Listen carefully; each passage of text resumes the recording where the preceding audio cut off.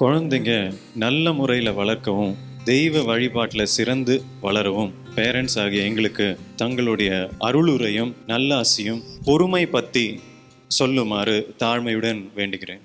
குழந்தை பிறந்துட்டாலே அவருக்கு ஏதோ சொல்லி கொடுத்துடணும்னு உங்களுக்கு ஆர்வம்.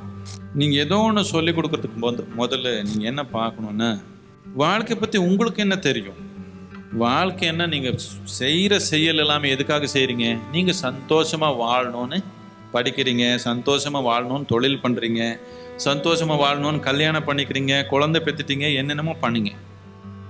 இது எல்லாம் பண்ணாலும் உங்களுக்கு உங்கள் குழந்தைக்கு ஒப்பிட்டு பார்த்தா யார் சந்தோஷமாக இருக்கிறாங்க? யார்? நீங்கள் அதிகமாக சந்தோஷமா, அவர் சந்தோஷமா? குழந்தை.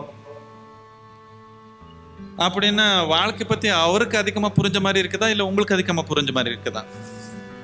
சந்தோஷமாக இருக்கிறது எப்படி புரிஞ்ச மனிதன்னு வாழ்க்கைக்கு கன்சல்டண்ட்டாக இருக்கணுமா, இல்லை சந்தோஷமாக இருக்கிறது எப்படின்னு புரியாத மனிதன் வாழ்க்கை கன்சல்டண்ட்டாக இருக்கணுமா? உங்கள் குழந்தை தானே கன்சல்டன்ட்டு. உங்களுக்கு என்ன தெரியும்? பிழைப்பு தெரியும். பிழைப்பு சமூகத்தில் எப்படி பணம் சம்பாதிக்கிறது, எப்படி 4 பேர் கூட போராடிக்கிறது, பண்ணிக்கிறது, இது தெரியும். இது வேணால் ஓரளவுக்கு அவருக்கு சொல்லி கொடுக்கலாம், இல்லைன்னா அவரே கற்றுக்கிறாங்க. ஆனால் வாழ்க்கை பற்றி உங்களுக்கு என்ன புரிஞ்சுது? அவருக்கு ஒப்பிட்டு பார்த்தா அவரே தானே உங்களுக்கு மேலே, படைத்தவனுக்கு அவரே தானே நெருக்கமாக இருக்கிறாங்க உங்களுக்கு மேலே. அதனால நீங்கள் தெய்வீகம் எல்லாம் அவருக்கு சொல்லிக் கொடுக்க வேண்டாம்.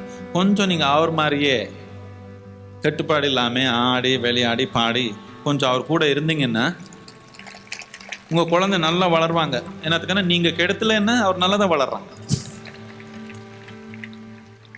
வாழ்க்கை புரியாதவங்க வாழ்க்கை பற்றி சொல்லி கொடுத்து தான் இப்படி ஆயிடுச்சு. பிழைப்பு மட்டும் தான் சொல்லிக் கொடுக்கல ஒரு அளவுக்கு.